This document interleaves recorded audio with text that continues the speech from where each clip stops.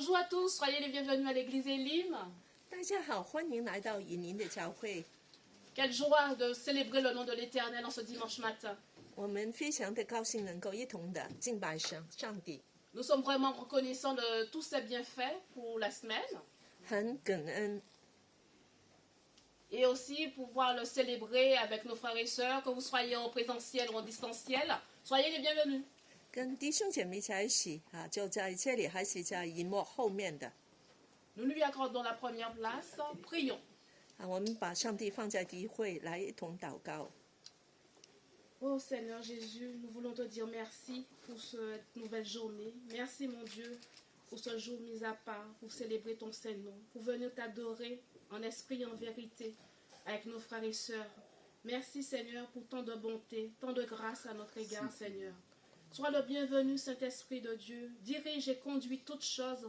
Dans le nom précieux de Jésus, nous prions. Amen. Amen。 Amen. Nous allons célébrer le nom de l'Éternel avec notre frère sans nu. Soyez bénis.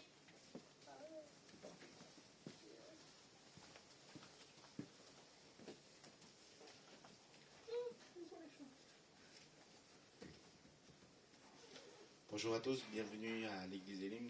Je suis très heureux que vous soyez parmi nous ce matin. Nous allons ensemble célébrer notre Seigneur par des louanges, par des cantiques. Donc nous allons tous nous lever s'il vous plaît. Alléluia. Merci Seigneur. Le premier chant dit béni soit le nom du Seigneur. Béni soit ton nom. Comment que bénissons le nom de notre Seigneur. Alléluia. Alléluia. Amen. Alléluia. Béni soit ton nom. Béni soit ton nom là où tu donnes l'abondance et déverses ta bienveillance. Béni soit ton nom. Et béni soit ton nom quand ma vie traverse un désert, quand je marche en terre inconnue. Béni soit ton nom. Tes bienfaits font naître en moi des chants de louange. Et même au cœur la nuit, Seigneur, je redirai. Béni soit le nom du Seigneur, béni soit ton nom. Béni soit le nom du Seigneur, béni soit ton nom glorieux. Béni soit ton nom quand sur moi brille le soleil, quand la vie semble me sourire. Béni soit ton nom. Et béni soit ton nom sur la route semée de souffrance, il m'encourt d'offrir ma louange. Béni soit ton nom. Tes bienfaits font naître en moi des chants de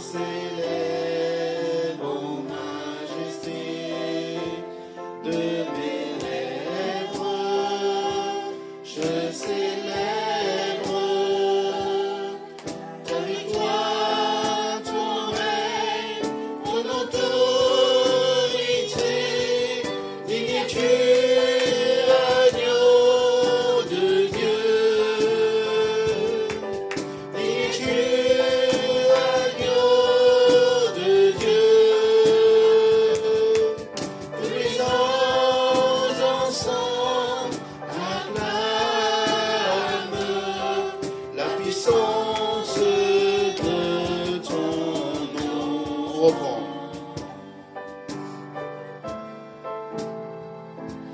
Dieu de gloire, je t'adore. Ton nom s'élève en majesté de mes lèvres. Je célèbre ta victoire, ton règne, ton autorité. Dis-tu agneau de Dieu? Dis-tu agneau de Dieu? Tous les gens ensemble acclament la puissance de ton nom. Dis-tu agneau de Dieu? Dis-tu agneau de Dieu? L'univers entier proclame la beauté de ton saint nom. Dieu de gloire, je t'adore. Ton nom s'élève en majesté de mes lèvres. Je célèbre ta victoire, ton règne, ton autorité. Dis-tu agneau de Dieu? Dis-tu agneau de Dieu? L'univers entier proclame la beauté de ton saint nom.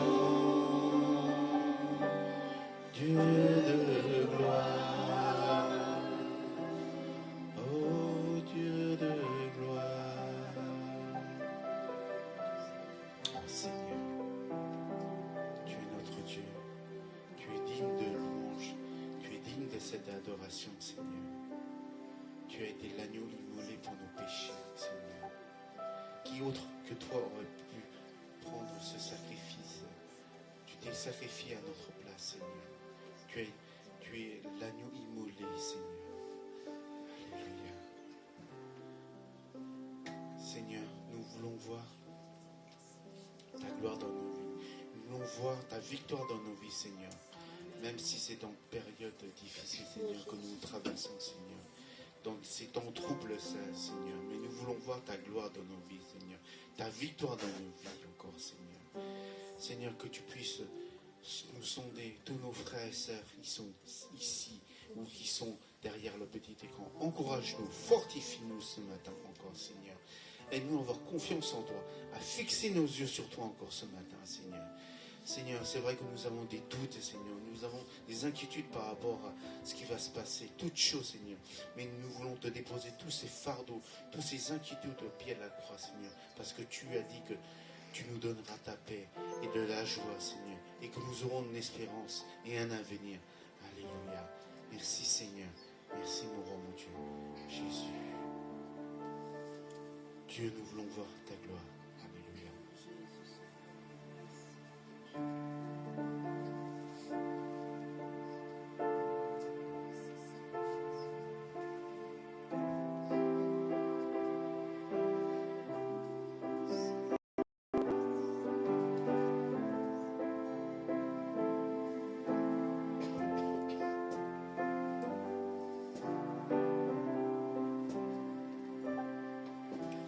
Dieu, nous voulons voir ta gloire. Descends en ce lieu parmi nous. Dieu,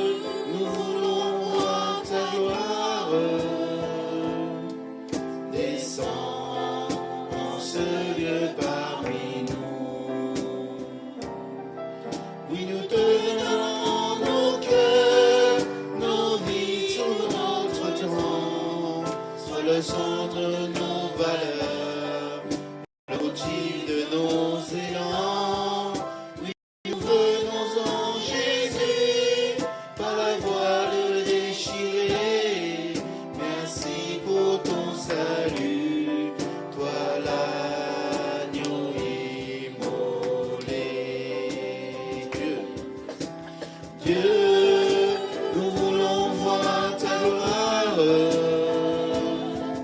Descends en ce lieu parmi nous. Dieu, nous voulons voir ta gloire. Descends en ce lieu parmi nous. Nous croyons tes promesses. Oui, amen en Jésus. Nous sommes conscients de nos faiblesses. Sans ta grâce, nous sommes perdus. Mais nous venons en Jésus, par la voile déchirée. Merci pour ton salut. Toi l'agneau immolé, Dieu. Dieu, nous voulons voir ta gloire. Descends en ce lieu parmi nous. Dieu, nous voulons voir ta gloire. Descends en ce lieu parmi nous. Nous croyons en tes promesses. Oui, amen en Jésus. Nous sommes conscients de nos faiblesses. Sans ta grâce, nous sommes perdus. Mais nous venons en Jésus, par la voile déchirée. Merci pour ton salut. Toi l'agneau immolé, Dieu. Dieu, nous voulons voir ta gloire. Descends en ce lieu parmi nous. Dieu, nous voulons voir ta gloire. Descends en ce lieu parmi nous. Oui, nous croyons en tes promesses. Oui, amen en Jésus. Nous sommes conscients de nos faiblesses. Sans ta grâce, nous sommes perdus. Oui, nous venons en Jésus, par la voile déchirée. Merci pour ton salut. Toi l'agneau immolé. Alléluia, Seigneur. Oui, Dieu, Seigneur, nous voulons voir ta gloire dans nos vies, Seigneur. Que nous soyons victorieux en toi, Seigneur, encore ce matin. Nous voulons proclamer que nous sommes libres, Seigneur, que nous ne sommes plus en prise, que nous ne sommes plus esclaves, que nous sommes enfants de Dieu. Alléluia. Merci pour toutes tes promesses. Merci pour ton amour si précieux, Seigneur. Alléluia. Nous voulons encore te louer, Seigneur, par ce chant. Alléluia.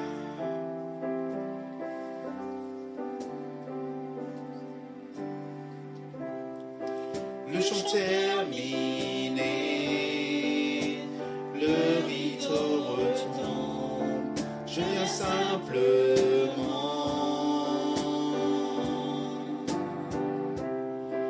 porter mon offrande, car j'ai le désir de réjouir ton cœur.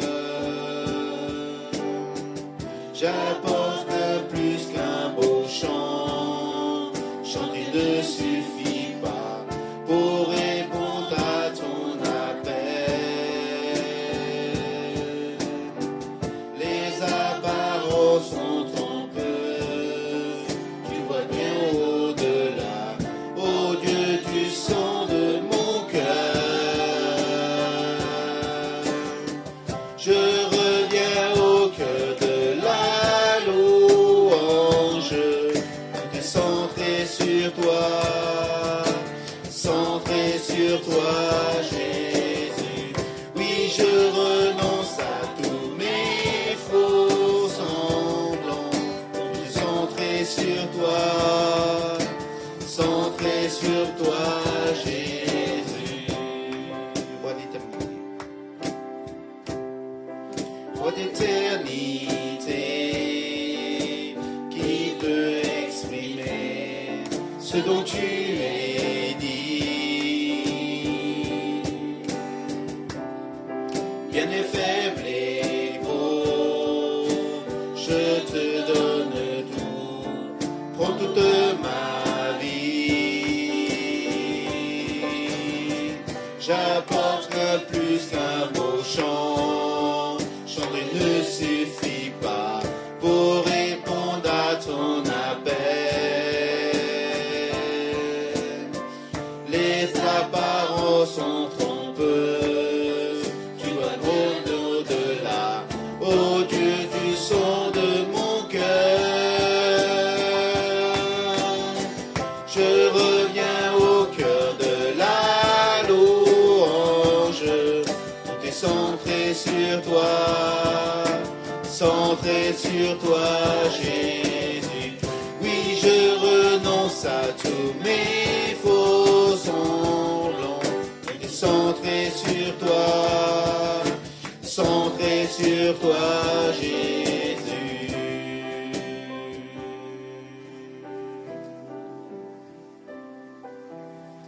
Je reviens au cœur de la louange, tout est centré sur toi, centré sur toi, Jésus. Oui, je renonce à tous mes faux semblants, tout est centré sur toi, centré sur toi, Jésus.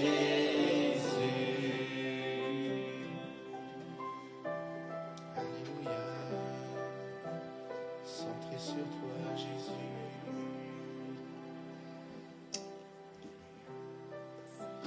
Nous avons loué notre Seigneur par cette adoration des chants. Maintenant, c'est le moment de louer notre Seigneur par des offrandes. Ce que Dieu nous a donné, il nous a donné son Fils unique afin qu'on puisse avoir cette vie éternelle, afin qu'on puisse avoir l'avenir. Je vous invite vraiment à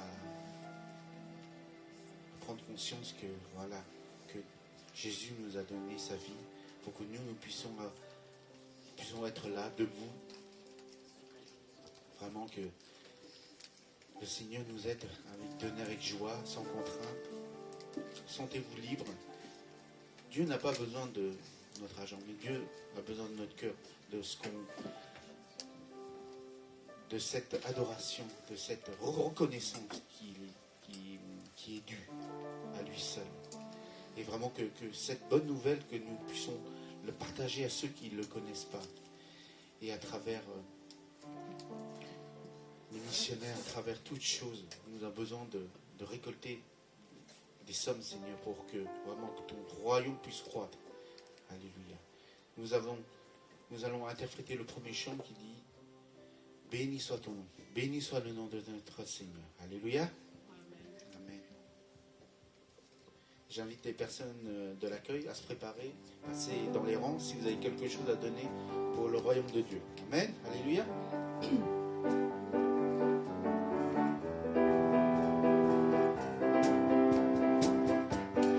Béni soit ton nom là où tu donnes l'abondance et déverses ta bienveillance. Béni soit ton nom. Et béni soit ton nom quand ma vie traverse un désert, quand je marche en terre inconnue. Béni soit ton nom. Tes bienfaits vont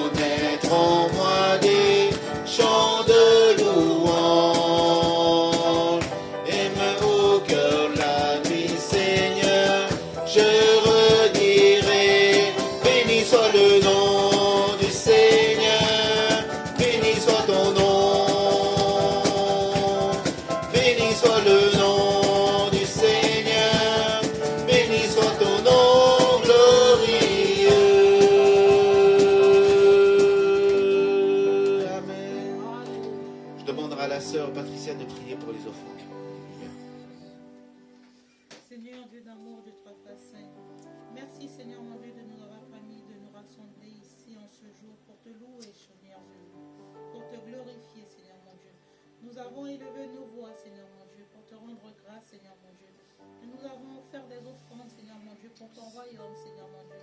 Afin, Seigneur mon Dieu, que cette église soit édifiée, grandisse, Seigneur mon Dieu. Au nom de ton Fils Jésus-Christ, Seigneur mon Dieu, nous avons prié. Amen. Asseyez-vous. Passez la parole à notre sœur Gladys.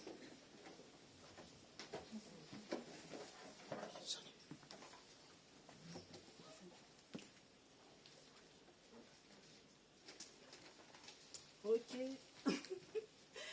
Bonjour à tous, soyez les bienvenus à l'église Elim. 大家好，欢迎来到以宁的教会。 Nous voulons ce dimanche matin vous convier à partager la Sainte Seine avec nous. 我们有圣餐，请大家来参与。 Alors, notre frère Eric Pires va présider ce temps afin que nous puissions partager ensemble la Sainte Seine. 我们请我们的皮黑牧师来带领这个圣餐的纪念耶稣。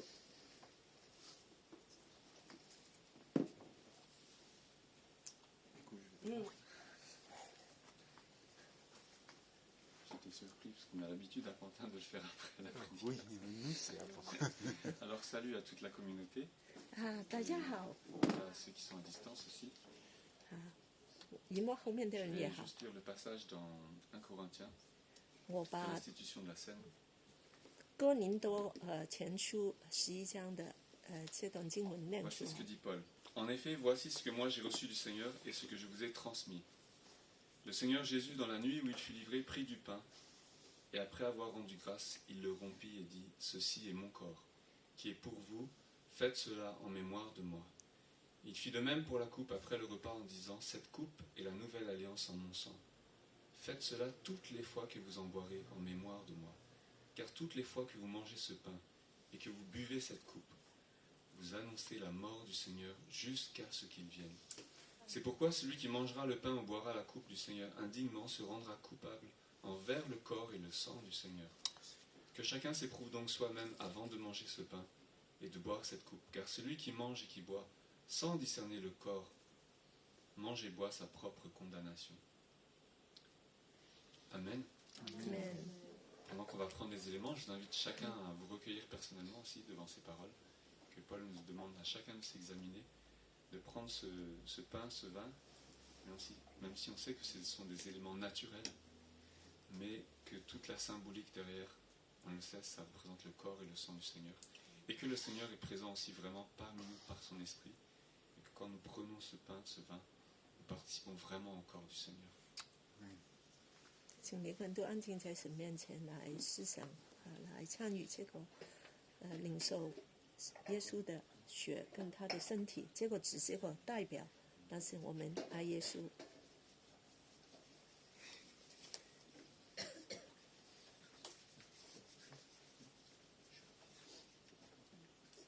Je rends grâce juste. Donc, il faut faire devant à chaque fois. Ceux qui sont à distance. Donc, je rends grâce pour ce pain qui symbolise le corps du Seigneur.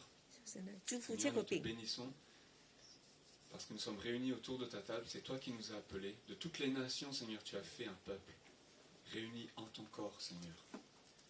C'est par ton propre sang, par tes propres meurtrissures, que tu nous as rassemblés autour de toi, Seigneur. Que tu as fait la paix avec Dieu pour nous, Seigneur. Et la paix aussi les uns avec les autres, Seigneur. Merci pour ton sacrifice, qui est l'exemple suprême, le don suprême de l'amour et de la vie, Seigneur. Et nous voulons y participer ce matin. Amen. Amen.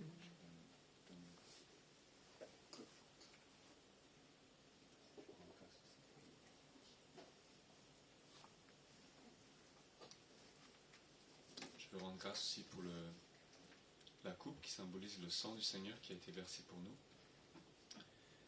Seigneur, nous te bénissons pour cette coupe qui symbolise ton sang versé, ta vie offerte, Seigneur. Personne ne t'a pris ta vie, mais tu l'as donnée de toi-même, Seigneur.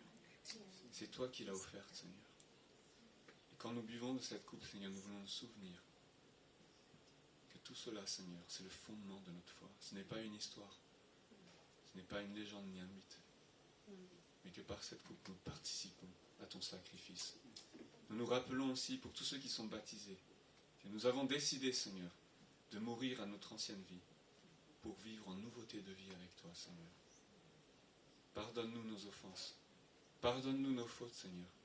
Parce que c'est par ton sang que nous avons été réconciliés avec toi. Et que comme nous l'avons chanté tout à l'heure, c'est par le voile déchiré, Seigneur, que tu nous as donné accès auprès du Père. Seigneur, merci pour ton sang. Amen. Amen. Voilà, j'invite les personnes à la distribution.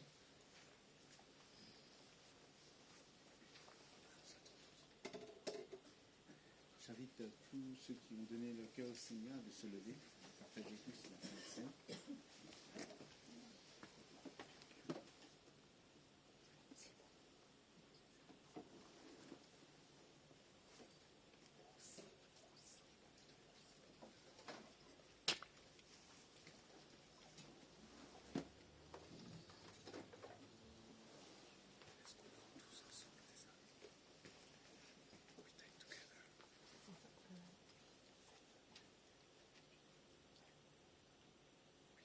Nous attendons tous.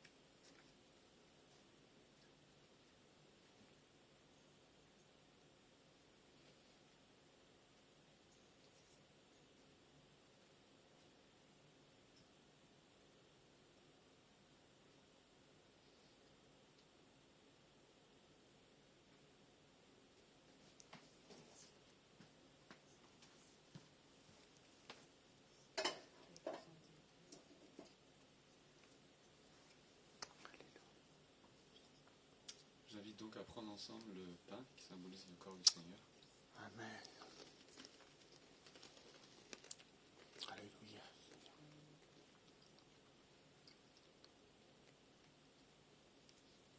Et nous buvons ensemble la coupe qui symbolise le sang du Seigneur versé pour nous.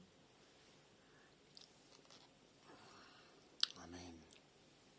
Merci Seigneur. Amen. Pour tout ça qui- Merci. Par son sang aussi, nous avons le pardon qui nous est assuré. Alors chaque fois que nous péchons, que nous tombons, la parole de Dieu nous dit qu'il est fidèle et juste pour nous pardonner et nous purifier de toute iniquité. Alors que chacun puisse recevoir aussi en son cœur le pardon du Seigneur, parce que c'est lui qui nous pardonne chaque fois que nous nous confessons.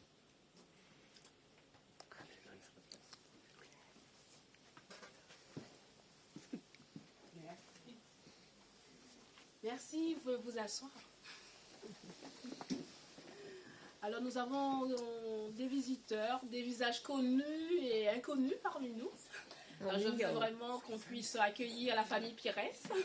我们非常欢迎PTS 这个家 Les 庭， enfants qui ont bien grandi. Mélanie qui reste toujours la même. Et Eric aussi. Soyez bénis au centuple des cheveux blancs, ben, comme tout le monde peut des fois, qui ont vieilli. Alors ma soeur, j'aimerais bien que tu te présentes. Claudia. Bien, bienvenue Claudia. Alors l'église Éline, c'est une église des nations dont la devise est d'aimer Dieu, d'aimer la famille de Dieu et de servir les autres.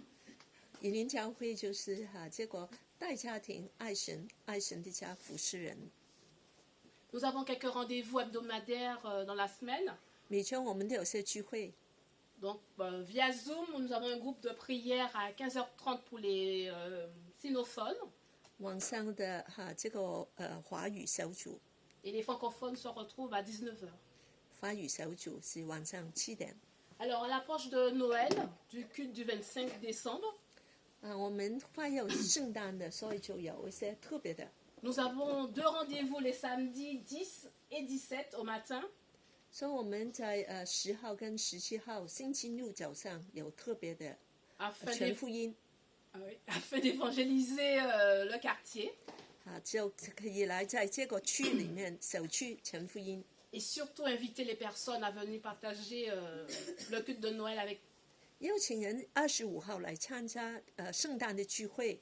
On vous encourage parce que c'est un commandement du Seigneur, c'est la mission que le Seigneur nous a donnée. 耶稣邀请我们来传福音给万民， d'aller vers tous les peuples et de faire des disciples pour Jésus.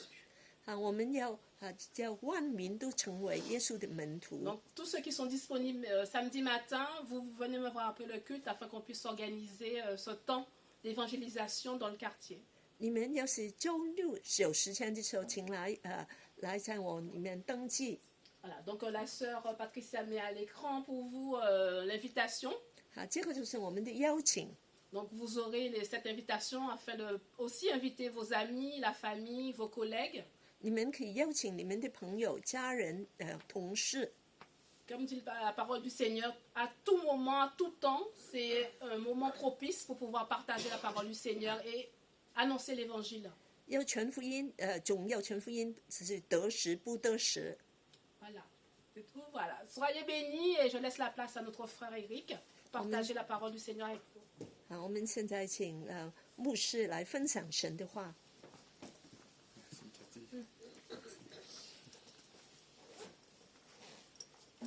Donc je remercie la sœur Cathy déjà pour m'avoir réinvité. Voilà, c'était difficile de trouver des dates les derniers mois. Mais donc je suis heureux de revenir parmi vous. Et je voudrais juste prendre le temps d'inviter Mélanie pour saluer aussi la communauté parce que je sais qu'il y a des gens à distance. Et bon, je sais aussi qu'il y a la sœur Luce qui va suivre. Alors je voudrais vraiment transmettre aussi mes amitiés personnelles à ceux qui nous suivent. Donc si Luce, tu nous entends, on t'embrasse très fort. Et donc peut-être tu peux dire un mot, frère et sœur. Nous, ça fait très longtemps, donc 3, 4, au moins 7 ans. Non, 7, encore 3, 10 ans. Il y a 10 ans, on faisait partie de l'église Elim. Je m'occupais des ados qui aujourd'hui sont des hommes, hein, parce qu'il n'y avait que des garçons. Et puis il y avait tous les enfants, nous, nos enfants étaient petits. C'est un plaisir de vous retrouver, de voir les frères et sœurs, Adèle, Johan, oh là là, vous tous. Hein. On est vraiment très très heureux de vous retrouver et de partager ce culte avec vous, de voir votre persévérance à aimer le Seigneur et à continuer de venir au culte et de vous attacher au Seigneur. Soyez tous bénis. Amen.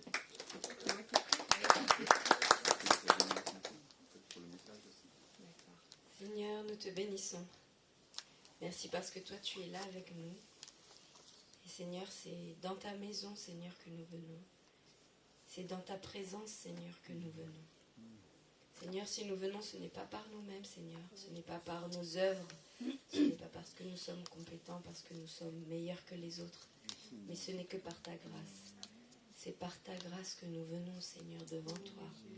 Merci, Seigneur Jésus, parce que tu nous donnes cette assurance de pouvoir nous approcher de Dieu. Seigneur, nous voulons bénir ce moment, bénir ta parole, et nous prions que tu inspires par ton Esprit Saint le pasteur Eric, Seigneur, que tu mettes ta parole dans sa bouche pour que chacun ici présent puisse être encouragé, renouvelé par ta parole, et que ce soit toi, Seigneur, personnellement, qui touche le cœur de chacun d'une manière particulière ce matin. Au nom de Jésus, nous prions. Amen. Amen. Donc merci à tous. Tu veux enlever ça? Oui. Sinon je n'arrive pas à lire mes notes avec le... Ah oui, il faut rester par contre devant, c'est ça? Non, c'est bon là, c'est bon. Voilà, en tout cas, je suis très heureux d'être parmi vous. Bon, je me suis fait beau pour venir à Elim. Je me dis, ça fait longtemps que je ne suis pas venu. C'est juste, je vous préviens, j'ai besoin de porter des semelles souples parce que j'ai eu pendant 5 mois des problèmes de dos. Donc voilà, je dois m'adapter aussi pour pouvoir tenir et soigner la santé. Donc aujourd'hui, je voudrais vous inviter tout de suite à aller dans les passages de l'Avent. Donc voilà, un nouveau-né très prometteur, c'est ça. Merci. J'avais pas vu l'image. C'est quoi l'image pour remettre? C'est la sœur Cathy qui a choisi. Merci. Donc, c'est le passage de Luc 2. Donc voilà, chaque année, en fait, c'est les temps de l'Avent. Vous savez, on entre dans le temps de l'Avent à partir de fin novembre jusqu'à Noël. Et dans la tradition chrétienne, voilà, chaque année, les églises relisent les textes, relisent le récit de la Nativité. Et même si on le connaît, le fait de se plonger dedans, ça nous permet de revivre cette attente du Seigneur, cette attente du Sauveur que tous dans nos vies, finalement, on recherche aussi. Même si on sait que Jésus est déjà venu, même si on sait qu'il est notre Sauveur, même si on sait qu'il a tout accompli, mais on veut tous aussi, dans notre vie, que le Seigneur vienne intervenir à nouveau. N'est-ce pas? On veut tous que, de nouveau, le Seigneur puisse se manifester à nous. Et donc, le temps de l'Avent, c'est un temps pour revivre ça. Donc, je vous invite même pour vous personnellement, à relire ces passages du début des évangiles. Donc, je vais juste lire Luc 2 aujourd'hui. Voilà. Alors, je lis dans une traduction un peu différente, qui est la Tob, parce qu'elle est assez fidèle au grec. Je lis Luc 2. Or, en ce temps-là, parut un décret de César Auguste pour faire recenser le monde entier. Ce premier recensement eut lieu à l'époque où Quirinius était gouverneur de Syrie. Tous allaient se faire recenser, chacun dans sa propre ville. Joseph aussi monta de la ville de Nazareth en Galilée, la ville de David, qui s'appelle Bethléem en Judée, parce qu'il était de la famille et de la descendance de David, pour se faire recenser avec Marie son épouse qui était enceinte. Or, pendant qu'ils étaient là, vous avez le texte là, bon je vais lire avec vous alors, comme ça on aura la même. Pendant qu'ils étaient là, le moment où Marie devait accoucher arriva, et elle mit au monde son fils premier-né. Elle l'enveloppa de lange et le coucha dans une mangeoire parce qu'il n'y avait pas de place pour eux dans la salle des hôtes. Il y avait dans la même région des bergers qui passaient la nuit dans les champs pour y garder leurs troupeaux. Un ange du Seigneur leur apparut, et la gloire du Seigneur resplendit autour d'eux. Ils furent saisis d'une grande frayeur. Mais l'ange leur dit, « N'ayez pas peur, car je vous annonce une bonne nouvelle, qui sera une source de grande joie pour tout le peuple. Aujourd'hui, dans la ville de David, il vous est né un sauveur qui est le Messie, le Seigneur. Voici à quel signe vous le reconnaîtrez. Vous trouverez un nouveau-né, enveloppé de lange et couché dans une mangeoire. » Et tout à coup, une foule d'anges de l'armée céleste se joignit à l'ange. Ils adressaient des louanges à Dieu et disaient « Gloire à Dieu dans les lieux très hauts, paix sur la terre et bienveillance parmi les hommes. » Les bergers vont à Bethléem. Lorsque les anges les eurent quittés pour retourner au ciel, les bergers se dirent les uns aux autres, « Allons jusqu'à Bethléem pour voir ce qui est arrivé, ce que le Seigneur nous a fait connaître. » Ils se dépêchèrent d'y aller et y trouvèrent Marie et Joseph, ainsi que le nouveau-né couché dans la mangeoire. Après l'avoir vu, ils racontèrent ce qui leur avait été dit au sujet de ce petit enfant. Tous ceux qui entendirent les bergers furent étonnés de ce qu'il leur disait. Marie gardait le souvenir de tout cela et le méditait dans son cœur. Puis les bergers repartirent en célébrant la gloire de Dieu et en lui adressant des louanges à cause de tout ce qu'ils avaient entendu et vu et qui était conforme à ce qui leur avait été annoncé. Quand la période de leur purification prit fin, conformément à la loi de Moïse, Joseph et Marie l'amenèrent à Jérusalem pour le présenter au Seigneur. Suivant ce qui est écrit dans la loi du Seigneur, tout mâle premier-né sera consacré au Seigneur, et pour offrir en sacrifice un couple de tourterelles ou de 2 jeunes pigeons, comme cela est prescrit dans la loi du Seigneur. Or, il y avait à Jérusalem un homme appelé Siméon. Cet homme était juste et pieux, il attendait la consolation d'Israël, et l'Esprit Saint était sur lui. Le Saint-Esprit lui avait révélé qu'il ne mourrait pas avant d'avoir vu le Messie du Seigneur. Il vint au temple, poussé par l'Esprit. Et quand les parents amenèrent le petit enfant Jésus pour accomplir à son sujet ce que prescrivait la loi, il le prit dans ses bras, bénit Dieu et dit « Oh, maintenant, Seigneur, tu laisses ton serviteur s'en aller en paix, conformément à ta promesse, car mes yeux ont vu ton salut. Salut que tu as préparé devant tous les peuples, lumière pour éclairer les nations et gloire d'Israël ton peuple. » Joseph et la mère de Jésus étaient émerveillés de ce qu'on disait de lui.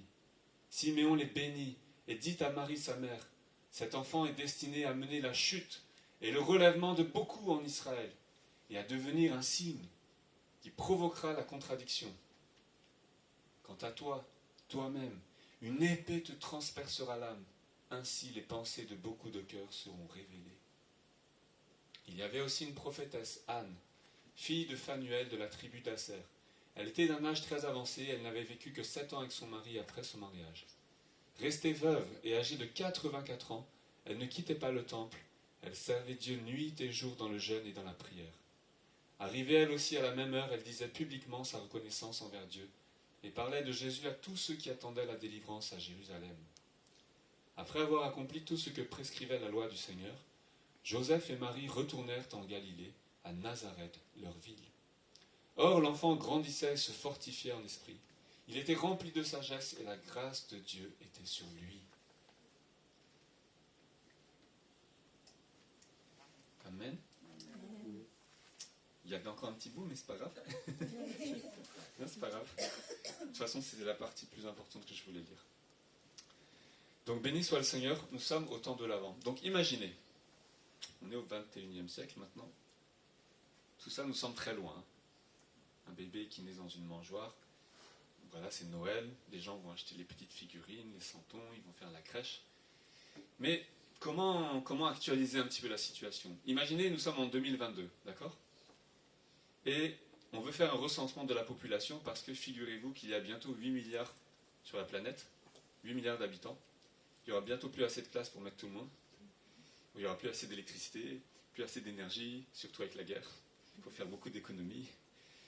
La ville de Paris même commence à interdire les lumières à partir d'une certaine heure. Et donc, il faut vous faire recenser. Qu'est-ce que vous faites? Vous allez à la préfecture de votre ville. En tout cas, c'est l'idée. Si vous êtes en Seine-Saint-Denis, je ne sais pas c'est quoi, c'est Saint-Denis. Voilà. Si vous êtes dans le 91, c'est Évry. Si vous êtes dans le 95, je crois que c'est Cergy-Pontoise, etc., etc. Chacun va à la préfecture de sa ville de se faire recenser, et voilà le tableau a priori très humain, naturel, superficiel, on pourrait dire un peu de l'histoire. On nous dit, au début, en ce temps-là apparut un décret de César Auguste pour faire recenser le monde entier. Et là, Joseph, qui appartient à la contrée de Judée et de la ville de Bethléem, donc c'est un peu la banlieue de Jérusalem, c'est à 10 km de Jérusalem au sud, c'est une ville célèbre, mais qui est loin du centre. Et ils sont obligés de marcher, de voyager, de partir loin. Arriver là-bas, il n'y a pas de place pour eux. Et donc cette histoire personnelle commence comme ça. On voit l'histoire de Joseph et de Marie, une histoire très finalement banale. Ils ont un enfant qui va bientôt naître. On leur demande de se faire recenser. Ils y vont. Vous voyez, ils font comme tout le monde. Et puis du coup, il y a la foule. Tout le monde doit y aller. Et ils arrivent trop tard, peut-être aussi parce que comme ils ont un enfant, ils ne peuvent pas aller aussi vite que les autres. Vous voyez. Et tout ça se passe dans un cadre qui est a priori très naturel. Et mon premier point que je voudrais vous dire, c'est comment Dieu, à travers ce récit dans Luc 2, nous montre que l'histoire personnelle de base des personnes, ici Joseph, Marie, avant il y avait aussi Élisabeth qui donnait naissance à Jean-Baptiste, l'histoire personnelle de base, simple, vous voyez, banale, se trouve au milieu de la grande histoire éternelle de Dieu. Et la grande histoire éternelle de Dieu, elle ne survient que dans l'histoire simple et banale de l'être humain. Vous voyez?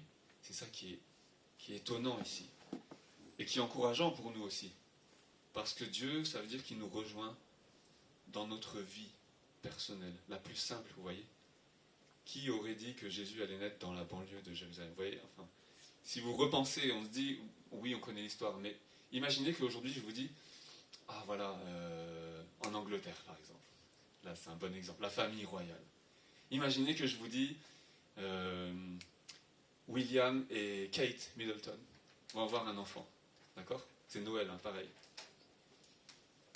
Et là, bientôt, il va naître. Ah, ils doivent aller se faire recenser.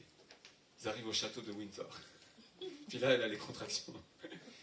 Vous croyez qu'il va aller dans la banlieue de Londres, dans un petit hôpital ou une petite clinique inconnue, où on ne va pas trop les recevoir, il n'y a pas de place, donc aller aux urgences là? Non! Vous voyez? Ils vont choisir la clinique privée je sais pas moi, des Windsor, je sais pas où ils vont moi. Peut-être qu'ils invitent même les médecins à venir dans leur propre clinique privée, vous voyez. Et ils sont même surveillés, les médecins. Tu as intérêt à faire attention, parce que sinon, ta carrière est finie. Vous imaginez? Pourquoi? Parce que c'est la famille royale. Mais là, c'est le roi des rois, on le confesse, vous voyez. Et on se dit c'est normal. Non, mais le roi des rois, vous imaginez? Dieu aurait pu le mettre dans le temple de Salomon. Enfin, le temple à l'époque d'Hérode, mais qui était la figure du temple de Salomon, qu'ils ont restauré, qu'ils ont reconstruit, qui était tellement beau que les disciples, quand ils sont passés devant, ils ont dit « Oh Jésus, regarde ce temple comme il est beau ». Et Jésus dit « Il n'y aura pas pierre sur pierre qui ne sera pas retourné.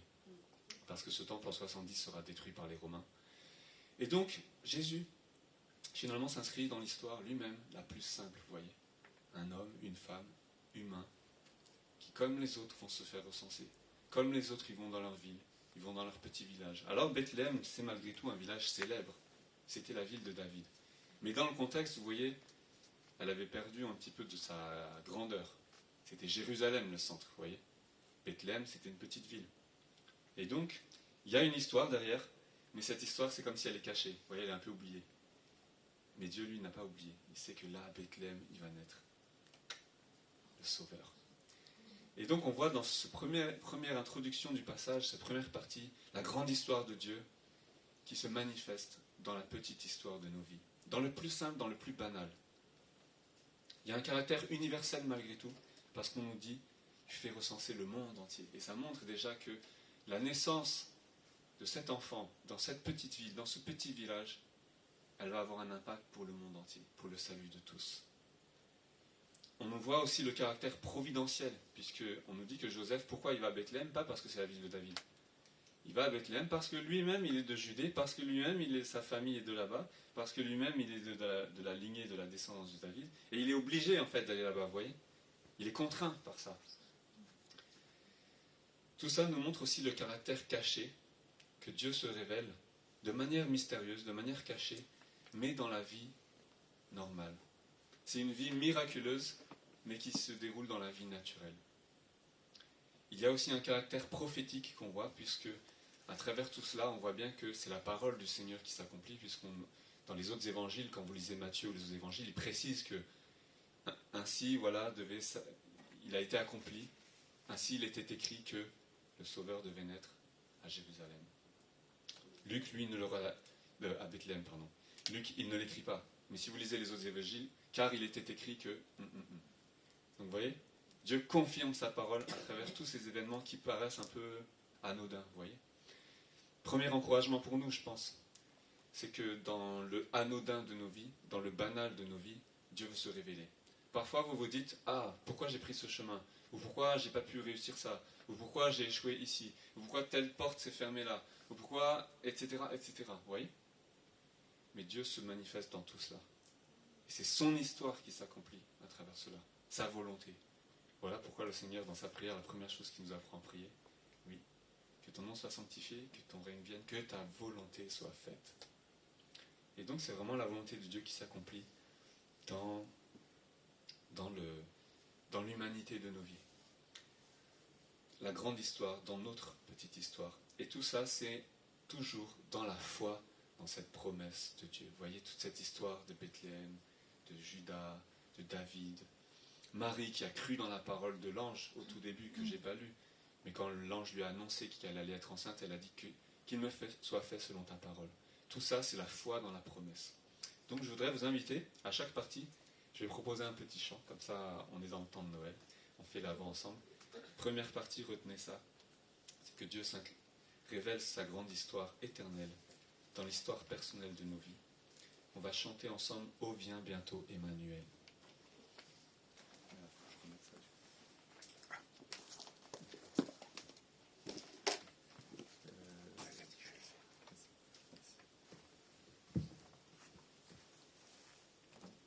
Merci Nicolas.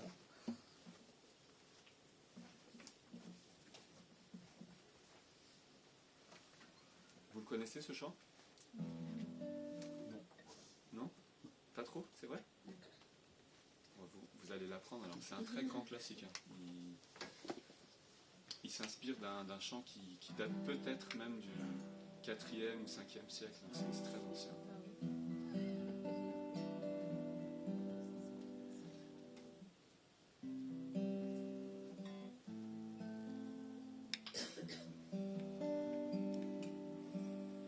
Oh, viens bientôt Emmanuel,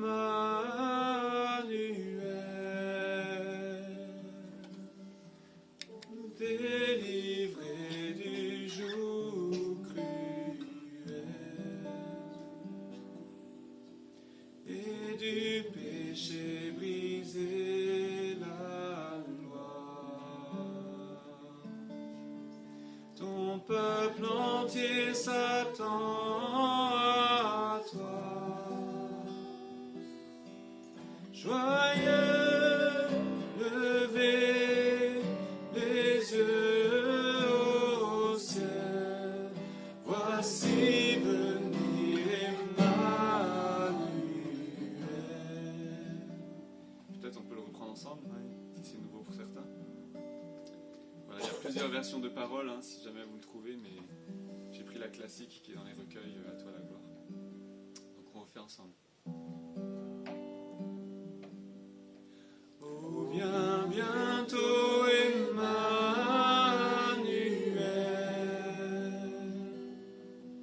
nous délivrer du joug cruel et du péché briser la loi. Ton peuple entier s'attend à toi. Joyeux, levez les yeux au ciel, voici venir Emmanuel. Joyeux, joyeux, levez les yeux au ciel, voici venir Emmanuel.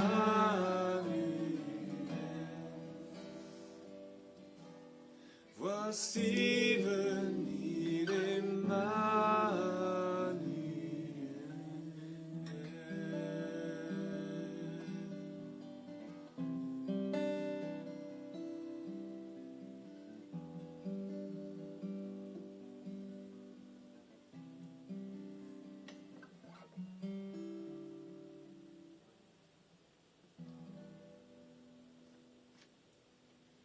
Amen.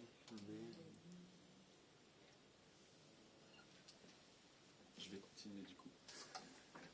Petites alternances.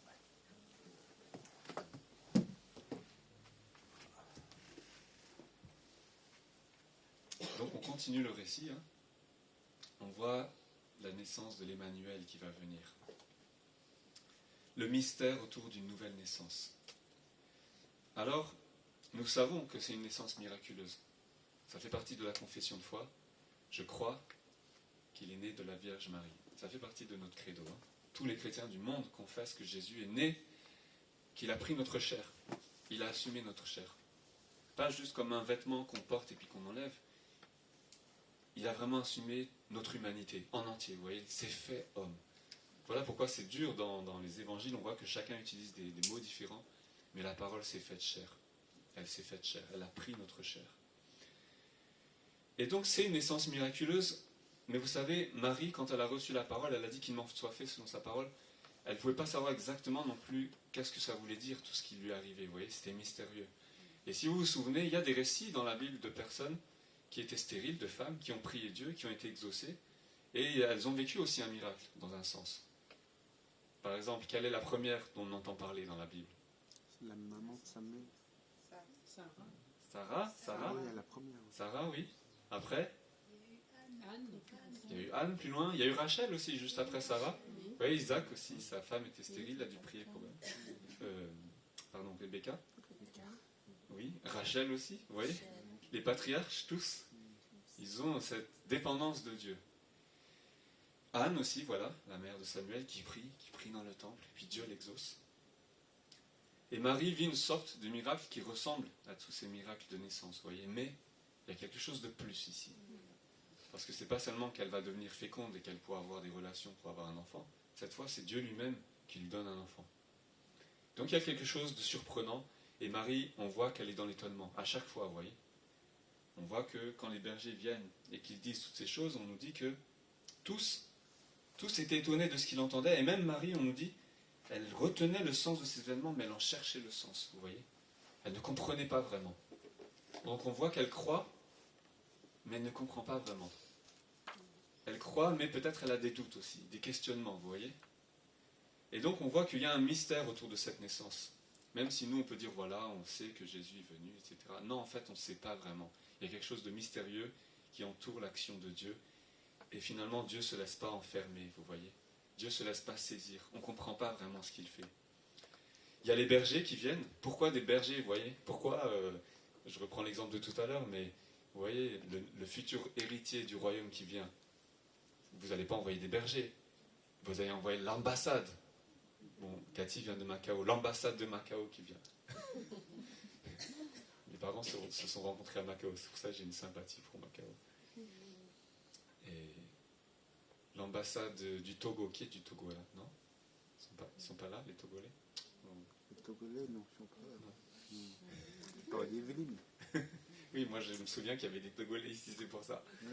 J'ai beaucoup de connexions avec les frères et sœurs togolais aussi. En tout cas, chacun va envoyer sa délégation.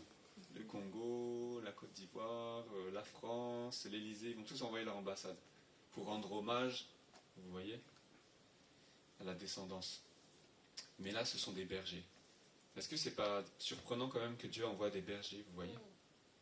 Il envoie des bergers. Quand David a eu son règne, on dit, Jésus c'est l'héritier de David. Quand David a eu son règne, il a fait construire le temple. Et même Dieu lui a dit, non, toi, ce ne sera pas toi qui vas le faire parce que tu as des mains pleines de sang, tu as fait la guerre, ce sera ton fils. Mais c'est David qui a tout préparé. Il a rassemblé l'or, il a rassemblé le bois, il a rassemblé l'argent, tous les métaux précieux. Il a dit, vous allez bâtir un temple pour le Seigneur. Il a fait quelque chose d'extraordinaire. Et c'est Salomon qui a tout réalisé, vous voyez. Et le temple, c'était extraordinaire. On nous dit que la reine de Saba, les gens de tous les pays autour venaient entendre Salomon et sa sagesse, vous imaginez? Et là, c'était vraiment les délégations. Les ambassades avec le cortège. Ils avaient tous des présents pour le roi. Vous voyez, ils venaient avec tout ce qu'ils avaient de plus précieux. Et même la reine de Saba, on nous dit qu'elle vient avec des arômes, avec toutes sortes de choses précieuses qu'elle offre à Salomon. Et elle est émerveillée. Et voilà comment on accueille un roi, vous voyez. Voilà comment on va se présenter devant un roi. Mais là, Jésus, ce sont des bergers. Des bergers, peut-être que vous voyez, même les autres, les pharisiens à l'époque, ils n'allaient pas manger à table avec des bergers. Pourquoi? Parce que le berger, qu'est-ce qu'il fait? Il est toujours en train de toucher les brebis. Ou même il donne naissance à des brebis, il touche, vous voyez. Il y a du sang, il y a la terre, il y a tout. Et donc pour eux, c'était un métier qui est un peu sale, pour eux, c'était un peu impur, vous voyez. Il y a des impuretés, il faut d'abord se laver, se purifier, etc. Ils avaient plein de bassins pour se purifier. Et on voit que là, Dieu, lui, il appelle les bergers. Ça veut dire les personnes peut-être les plus méprisées, ou en tout cas à part. Vous voyez, ils sont dans la nuit, encore dehors, alors que tout le monde est en train de dormir. Même Joseph et Marie, ils ont fini par trouver un endroit pour dormir. Tout le monde est en train de se reposer. Les bergers sont encore dehors, vous voyez. Donc, on n'a pas d'équivalent aujourd'hui. Il n'y a plus tellement de bergers. Il y en a encore, il faut aller dans la campagne. Mais les seuls qui sont dehors à Paris, c'est les migrants. Vous imaginez? Dieu s'adresse à des migrants et dit, va, il y a un roi qui est né pour vous, qui va apporter le salut de votre peuple. On n'arrive pas à imaginer ça. Quand on lit le récit, on se dit, ouais, bon, on connaît l'histoire. Mais imaginez aujourd'hui que Dieu fasse ça. On serait tous frappés. Hein. Il dirait, va aux urgences en Seine-Saint-Denis, qui va au village des migrants à Pantin, là, bon, c'est un peu spécial. Et là, ce sont ces bergers-là, peut-être sales encore dans leurs vêtements de travail, ils vont. C'est étonnant que Luc, vous voyez, il ne parle pas des mages. Luc est très attentif aux populations défavorisées, très attentif aux pauvres, très attentif. Et on voit que, ici, qu'est-ce que cela veut dire? Le Seigneur, c'est le Sauveur, oui, c'est le Sauveur des humbles. Vous voyez? C'est la gloire de Dieu dans une mangeoire. Vous voyez la gloire dans une mangeoire? La mangeoire, c'est là où on fait boire les bêtes, quoi, vous voyez? C'est un petit truc en bois. Ils mettent le foin, ils mettent l'eau, et les chèvres, les moutons, les chevaux, les bœufs. Ils vont voir là, il n'y a pas de place, qu'est-ce qu'on fait? Ok, ben on va mettre Jésus ici, vous voyez? La gloire dans la mangeoire. On voit ici le caractère à la fois, vous voyez, il y a quelque chose de proche, nous aussi, dans notre vie humaine de tous les jours. Vous traversez des choses qui sont comme tous les autres, vous voyez? Vous êtes chrétien, mais vous vivez des épreuves comme tous les autres êtres humains. Il n'y a rien de différent. Et si même quelqu'un vous disait, mais toi tu es chrétien, tu as le Seigneur, mais qu'est-ce que ça change? Vous voyez? Et ben, dans un sens, il aurait raison. Ça ne change rien dans l'aspect visible de ce qu'on vit. On vit la même chose que les autres. et pourtant distincts. Vous voyez, Marie, elle vit quelque chose de semblable aux autres femmes, mais elle vit quelque chose d'extraordinaire, parce que c'est Dieu qui lui donne une naissance. Et ça, les hommes ne le voient pas, mais Dieu est en train de le produire dans sa vie. Les bergers aussi, vous voyez, ils sont des gens un peu simples, ils travaillent dans la terre, ils travaillent de nuit, ils travaillent, vous voyez, en touchant les bêtes, en se salissant les mains, mais c'est à eux que Dieu envoie des anges. Et vous voyez, les êtres les plus purs, les plus blancs, vous voyez, qui brillent de 1000 feux, vous voyez, vont voir les plus sales, entre guillemets. Vous voyez. C'est vraiment le paradoxe de Dieu, vous voyez. Il retourne les choses. Il retourne ce qui est banal, ce qui est méprisable, en quelque chose d'extraordinaire. Le caractère paradoxal des promesses de Dieu. Ce sont des promesses incroyables, vous voyez, que Dieu envoie un sauveur. Dieu envoie le Messie.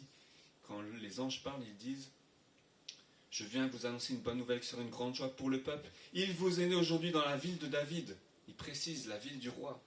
Un sauveur qui est le Messie, le Christ pour nous, le Seigneur. Mais pour eux, le Messie, ça voulait dire quelque chose, hein, le Messie. Le Messie, c'est celui qui va, psaume 2, paître les nations avec une verge de fer, vous voyez. Il va dominer. Et donc, pour tout le peuple d'Israël, pourquoi c'était une bonne joie? Ils ne croyaient pas que Jésus allait juste mourir pour nos péchés. Non. Eux, ils pensaient que le Messie, il allait battre les ennemis, vous voyez. Qu'il allait chasser les Romains, leur mettre la honte, et qu'ils allaient enfin pouvoir récupérer le territoire. C'est ça le Messie. C'est celui qui vient avec force. Et finalement, ce Messie-là s'est révélé dans un contexte misérable, vous voyez. C'est le roi des rois, le plus riche, le plus célèbre, qui est né dans une mangeoire. Il y a vraiment un caractère unique et personnel de Dieu qu'on voit aussi dans ce passage, c'est que Dieu se révèle aux humbles et aux tout petits, vous voyez. Il ne s'est pas révélé ni au roi de l'époque, ni aux gouverneurs de l'époque, ni aux sages de l'époque, ni même à ceux qui étudiaient la loi jour et nuit. Tu vois, ils connaissaient ses promesses, les scribes, les pharisiens, les experts de la loi. Et Dieu aurait pu lui dire, hé, Nicodème, va. Vous voyez, parce que Nicodème, il se pose des questions. Non, c'est aux bergers. On ne connaît même pas leur prénom, vous voyez. On ne sait même pas de quelle famille ils sont. Tellement ils sont méprisés, vous voyez, inconnus. Mais c'est à eux que Dieu va parler. Donc Dieu se révèle d'une manière très personnelle.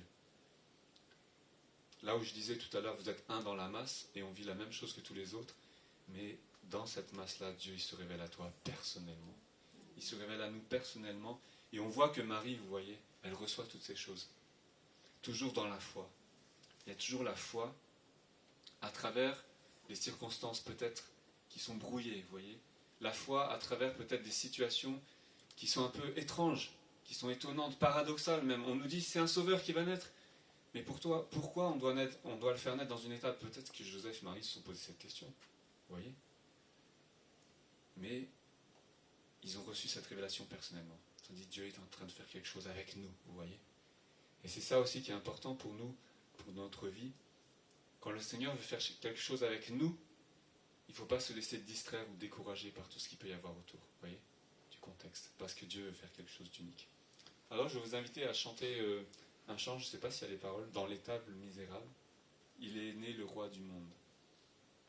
On va le faire a cappella, celui-là. Vous l'avez ou pas? On a les paroles. D'accord, oui, deuxième, c'est ça. Est-ce que vous connaissez ce chant? Pas tous? Ben, on va vous l'apprendre, ça fait comme ça. C'est un ancien cantique aussi. Il est né le roi du monde, le sauveur, le libérateur, que la terre au ciel réponde d'une voix, d'un même cœur.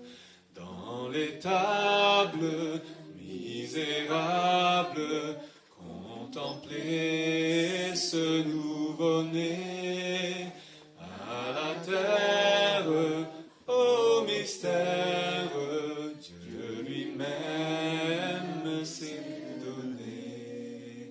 À tes pieds, roi sans couronne, Jésus, nous courbons nos fronts. Ta crèche est pour nous un trône, c'est là que nous t'adorons. Dans l'étable misérable, nouveau-né.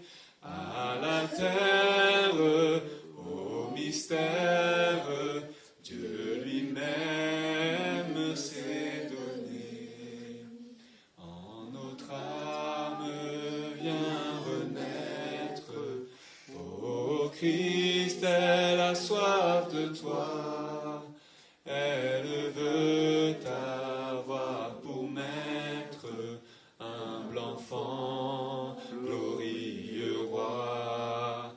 Dans les tables misérables, contemplez ce nouveau-né.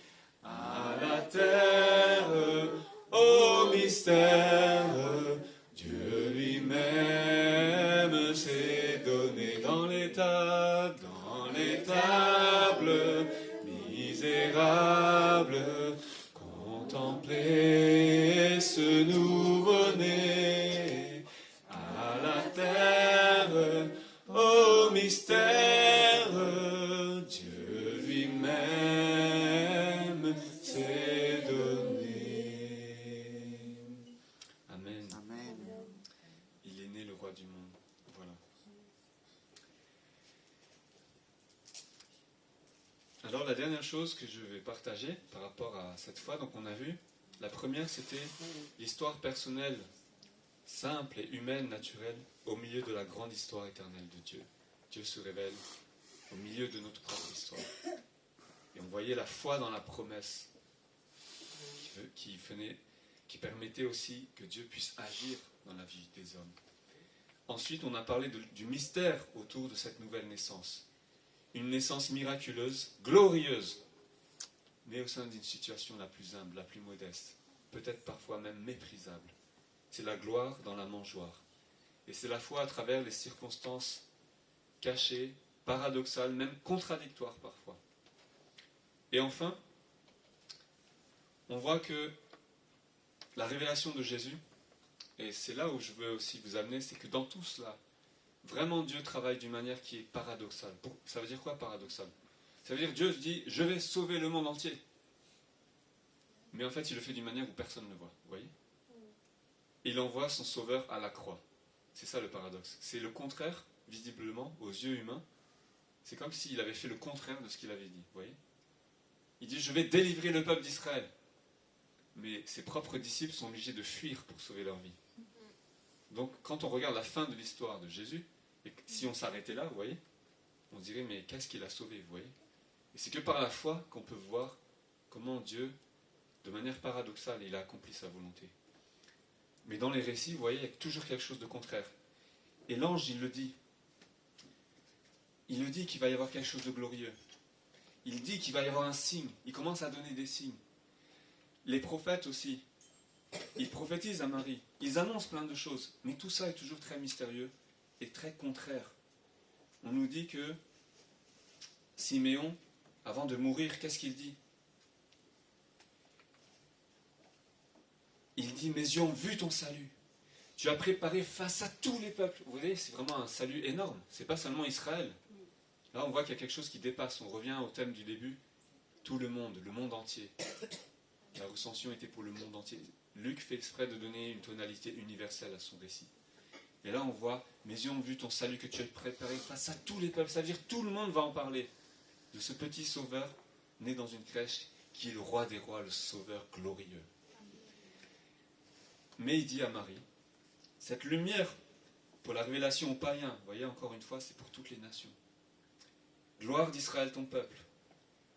Mais il dit, il est là pour la chute ou le relèvement de beaucoup. Vous voyez, on ne retient pas souvent ça. Quand on prêche l'évangile, on dit Jésus, viens, tout ira bien pour toi. Il va te guérir, te sauver, te consoler, t'apporter, etc. Mais Siméon dit, il est là aussi pour apporter la chute en Israël. Ça veut dire ceux qui croient être debout, contre lui, ils vont se heurter, ils vont tomber. Vous voyez, il est la pierre angulaire. C'est la pierre contre qui, soit on bâtit, on construit ensemble, avec cette pierre, avec ce fondement, soit on se brise contre cette pierre. Vous voyez, c'est la pierre angulaire. Et là, il dit, il y aura la chute ou le relèvement. Ce sera un signe, comme a dit l'ange, il y aura un signe pour les bergers. Mais là, il dit, Jésus sera un signe, lui-même sera un signe, mais un signe contesté, vous voyez. sais pas comment c'est traduit, un signe de contradiction, voilà. C'est un signe de contradiction, c'est paradoxal, vous voyez. Il y a quelque chose de glorieux qui se manifeste, mais à l'entendre, c'est contraire. Ça ne sonne pas de manière agréable. Et on voit Jésus, toute l'opposition qu'il va rencontrer avec le peuple d'Israël.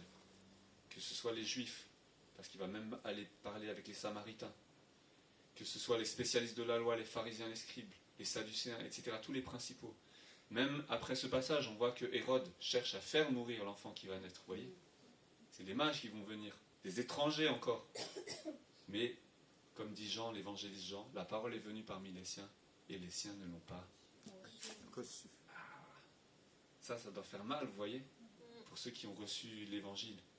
Et c'est comme nous, quand parfois, vous voyez, on veut partager ce qu'on a reçu, cette bonne nouvelle. Toi, tu as reçu le Seigneur, tu veux la partager. Mais elle n'est pas reçue, cette parole. Elle est même rejetée. Est-ce que toi, tu crois être bon? Pour le monde dit non, ça c'est mauvais. Vous voyez? Dieu se révèle de manière paradoxale. Jésus va rencontrer une opposition violente dans sa vie. Pourquoi Jésus a été crucifié? C'est pas parce qu'il a dit je vais mourir pour vos péchés. C'est parce qu'il a condamné la manière d'interpréter des pharisiens, de la loi, même d'Hérode. Et ils ont dit lui il se prend pour Dieu, on va le crucifier. Il a rencontré une opposition violente. Bien sûr, à travers ça, Dieu, à travers ça, il accomplissait sa volonté. C'était un symbole aussi pour nous du sacrifice par lequel nous sommes délivrés. Oui, Ésaïe 53, par tes meurtrissures nous sommes guéris. Et à cause de sa souffrance, mon serviteur sera l'objet d'un salut pour tous. Vous voyez? Donc ça, c'est la révélation de Dieu, mais on voit qu'il y a un caractère contradictoire, caractère difficile de l'avènement. Jésus va susciter l'opposition, la contradiction. Il y a à la fois le salut, ça veut dire qu'il va délivrer, sauver, mais il y a à la fois le jugement. Vous voyez Jean-Baptiste dans Matthieu, l'évangile de Matthieu, quand il raconte la venue de Jésus, c'est l'avènement aussi. Pour l'instant, Jésus n'a pas commencé son ministère. Il vient juste de naître. Mais qu'est-ce qu'il dit? Il va baptiser de Saint-Esprit et de feu. On oublie souvent ça. Bon, c'est vrai, dans les églises pentecôtistes, on parle du Saint-Esprit. Il y a le feu du Saint-Esprit, c'est vrai. Mais il y a un autre feu. Vous savez, c'est quoi? C'est le feu de quoi? Oui, c'est le feu du jugement. Et vous voyez, Luc, il en parle. Ce sera un signe aussi de jugement. Et même Marie dit, toi, un glaive va te transpercer l'âme ou transpercer le cœur. Waouh!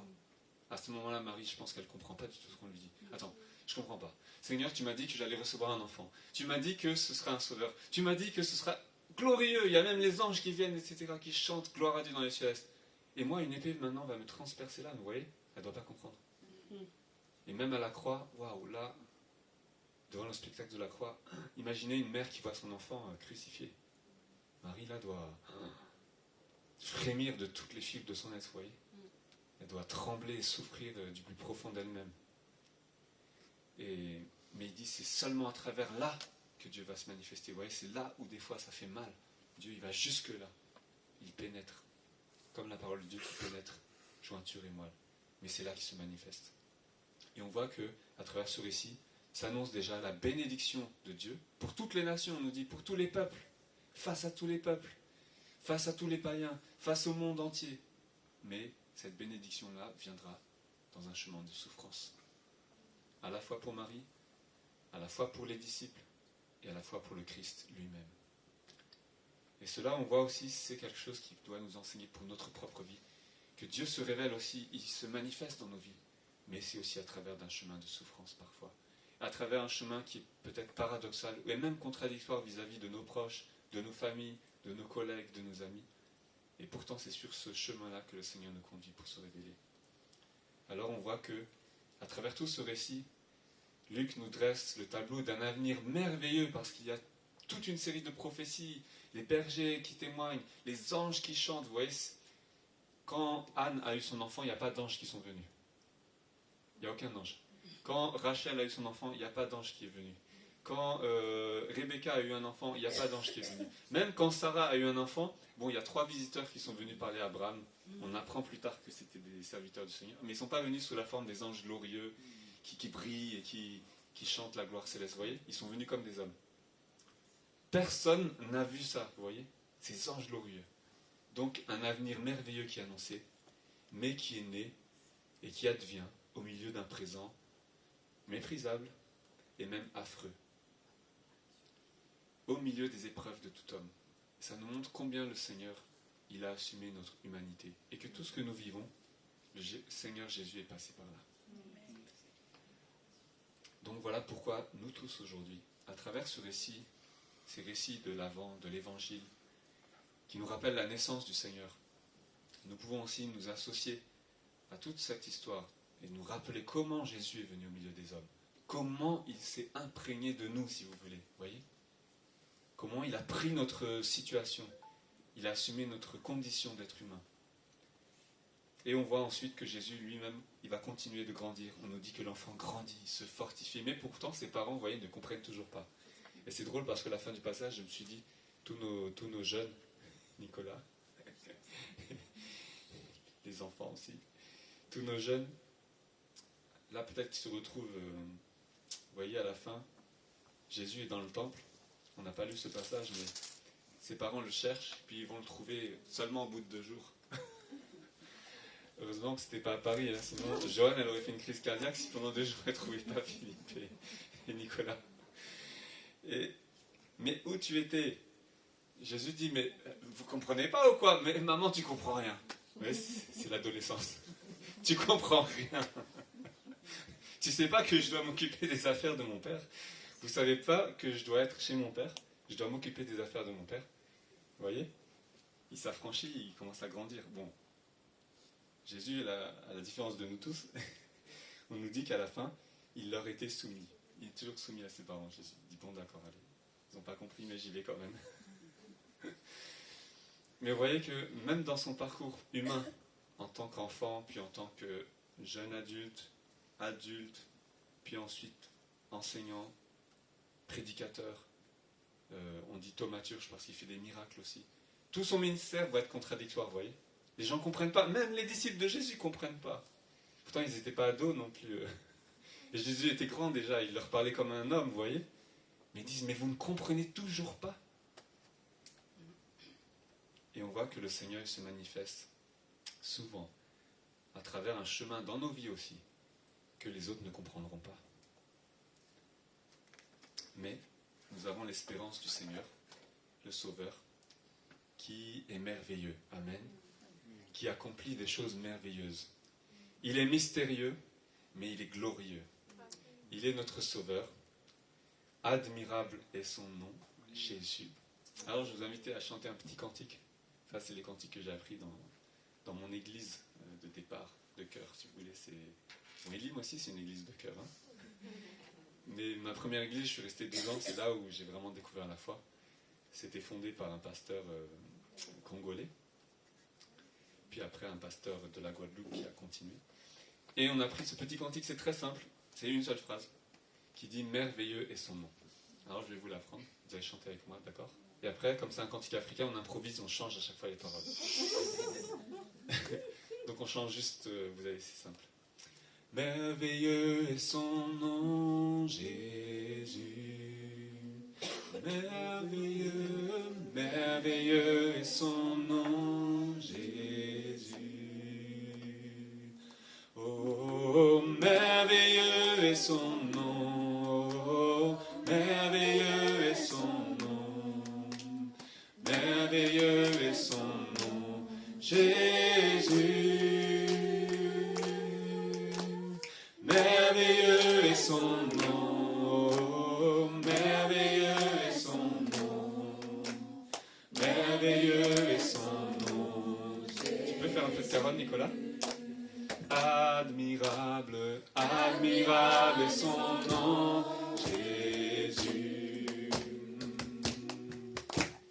Admirable est son nom, Jésus. Oh, admirable est son nom. Oh, admirable est son nom. Oh, admirable est son nom, Jésus. Admirable, admirable est son nom. Admirable est son nom. Admirable est son nom, Jésus. Glorieux, glorieux est son nom, à vous, Jésus. Il est glorieux, Glorieux est son nom. Jésus, glorieux, glorieux est son nom, glorieux est son nom, il est glorieux est son nom, Jésus, glorieux est son nom, glorieux est son nom, glorieux est son nom, Jésus. Les mystérieux, mystérieux est son nom, Jésus. Mystérieux, mystérieux est son nom, Jésus. Il est mystérieux, mystérieux est son nom, mystérieux est son nom, oh mystérieux est son nom, Jésus, oh mystérieux est son nom, oh est son nom, mystérieux est son nom, Jésus, il est aussi tout puissant. Tout puissant est son nom, Jésus. Il est le Dieu tout puissant est son nom, Jésus. Oui, tout puissant est son nom, tout puissant est son nom, tout puissant est son nom, Jésus. Il est tout puissant est son nom, tout puissant est son nom, tout puissant est son nom, Jésus. Tout puissant est son nom, tout puissant est son nom, tout puissant est son nom, Jésus. Tout puissant est son nom, oh, est son nom, tout puissant est son nom, Jésus. Il est merveilleux, merveilleux est son nom, merveilleux est son nom, merveilleux est son nom, Jésus. Merveilleux est son nom, merveilleux est son nom, oh, merveilleux est son nom, Jésus. Alléluia, Seigneur, nous te bénissons parce que tu es merveilleux. Que ton nom soit élevé parce que c'est toi qui te révèles au milieu de nos vies, Seigneur. Dans les choses les plus simples et les plus banales, Seigneur, tu nous appelles à une promesse glorieuse, Seigneur. Et je crois, Seigneur, que tu as un avenir pour chacun ici. Un avenir merveilleux, Seigneur, malgré le présent qui peut être parfois terrible, horrible, affreux même, Seigneur, même au milieu des épreuves. Mais tu as préparé pour chacun de nous un chemin glorieux, Seigneur. Parce que nous voulons marcher à ta suite, Seigneur, sur tes traces et sur tes pas, Seigneur. Et nous aussi, Seigneur mon Dieu, nous voulons saisir par la foi dans les promesses, par la foi dans les épreuves, par la foi même au milieu de la contradiction et de l'opposition, Seigneur. Nous voulons saisir ces promesses merveilleuses. Que ton nom soit béni, que le nom de Jésus soit béni, Seigneur. Merci parce que c'est à travers lui que tu as tout accompli, que tu nous as tout donné, Seigneur, et que tu nous as appelés enfants de Dieu. Merci, Seigneur, parce que de tous les peuples et de toutes les nations, tu as fait de nous un seul peuple, un seul corps, au nom de Jésus-Christ. Seigneur, que ton nom soit béni. Amen. On peut acclamer ensemble le Seigneur. Et si tu es d'accord, dis Amen. Amen. Que le Seigneur vous bénisse. Alors dis à ton frère ou ta sœur, joyeux temps de l'Avent. Dans l'attente du Sauveur. Que le Seigneur vous bénisse. Et joyeux temps de l'Avent à tous ceux qui sont derrière. Et à notre sœur Luce aussi. À bientôt. Merci, pasteur Equires. Merci à vous tous de votre présence. Nous sommes le premier dimanche du mois. Certaines personnes apparemment sont nées durant le mois de décembre. Alors ces personnes... Ah, tu es née aussi en décembre. D'accord. Je suis pour 2 personnes de l'église Et bienvenue aussi à toi, alors, Eric. On va descendre toi aussi. Non. Alors, ceux qui sont venus au mois de décembre, on vous invite à venir devant afin que nous puissions prier pour vous et chanter pour vous aussi. Hein. Alors, les musiciens, merci. Cathy, si tu peux te mettre à la... Merci. Nous allons chanter. C'est tous les... Tous ceux qui sont nés au mois de décembre, Philippe, Joanne, ça c'est sûr, je savais. Tu viens ici, s'il te plaît. Ah ben viens aussi, Eric. oui. Zut, vas-y.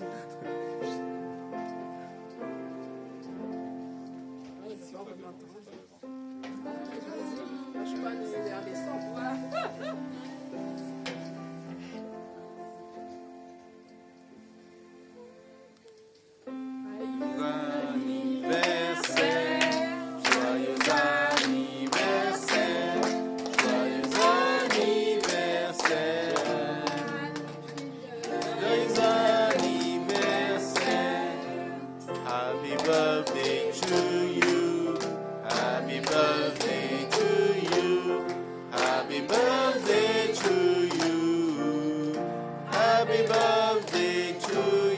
Chinois.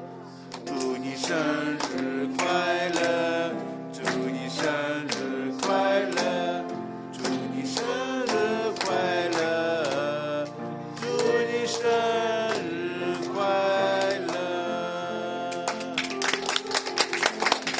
Nous demandons à votre enfant nu de prier pour nos bien-aimés. Amen. Alléluia. Merci Seigneur, merci pour tous tes bienfaits. Merci pour ton amour, merci pour ta grâce Seigneur. Vraiment nous te présentons Joanne, Philippe et Eric Seigneur qui fêtent leur anniversaire ce mois-ci Seigneur. Vraiment Seigneur que tu les bénisses, que tu les fortifies Seigneur. Vraiment qu'ils aient encore plus soif de toi, de ta parole Seigneur, afin de te servir, te glorifier. Merci pour leur vie, pour leur famille Seigneur, pour leur projet, que ce soit Philippe pour son avenir Seigneur par rapport à son travail, pour Joanne par rapport à sa santé, pour mon frère Eric Seigneur par rapport à ses projets Seigneur. Vraiment Seigneur, nous te remettons toutes ces choses au nom de Seigneur Jésus-Christ. Amen. Amen. Soyez bénis. Merci à tous. Passez un bon dimanche, une bonne semaine sous le regard du Seigneur. Au revoir.